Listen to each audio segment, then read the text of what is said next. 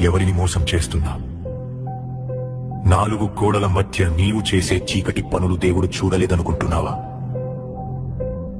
బయటకి భక్తుడిలా నటిస్తూ లోపల కుళ్ళిపోయిన శవంలా మారుతున్నావు. నీ అసలు స్వరూపం చూసి నీకైనా అసహ్యం వేయడం లేదా? విను, లేఖనం ఏం చెబుతుందో విను. కుక్క తాను కక్కిన దానికి తిరిగినట్లు మూర్ఖుడు తన మూర్ఖతను మరల చేయును. మళ్ళీ అదే పాపం, మళ్ళీ అదే అబద్ధం, మళ్ళీ అదే వ్యభిచారం. కక్కిన వాంతిని తినే కుక్కకి పదే పదే పాపం చేసే నీకు తేడా ఏముంది? నువ్వు మనిషివా లేక ఆత్మ చచ్చిపోయిన మృగానివా? నువ్వు చచ్చిపోతున్నావు.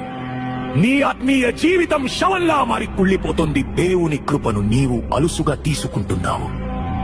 ఆయన ప్రేమిస్తాడు నిజమే, కానీ నీ పాపాన్ని ఆయన సహించడు. నీవు లేచి మొదటి జామున మొర్ర పెట్టిన నీ హృదయమును నీళ్లు కుమ్మరించున్నట్లు ప్రభువు సన్నిధిని కుమ్మరించుము. మోకరిల్లు, నీ కపట భక్తి చాలు.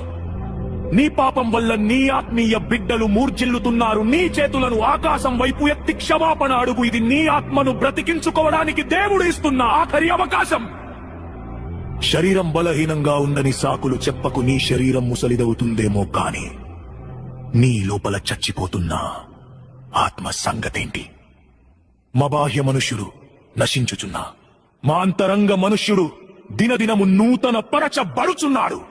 నువ్వు మారాలి అనుకుంటే లోకాన్ని కాదు, దేవుని శక్తిని ఆశ్రయించు. నువ్వు పాపంలో పడుతున్నావంటే దానికి కారణం నీ బలహీనత కాదు, నీ పిరికితనం.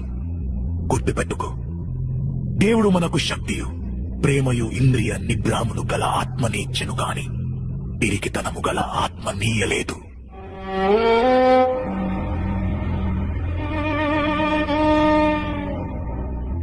నీకు దేవుడిచ్చింది సైతానును ఎదిరించే శక్తి, నీ ఇంద్రియాలను కంట్రోల్ చేసే నిగ్రహం. ఆ పిరికితనాన్ని వదిలిపెట్టు. కుక్కల వాంతి దగ్గరకు వెళ్లడం మానే. ఇప్పటికైనా బుద్ధి తెచ్చుకుంటావా లేక ఆ మూర్ఖత్వంలోనే పడిచ్చేస్తావా?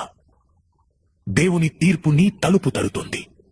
సమయం మించిపోక ముందే మేలుకో. జాగ్రత్త.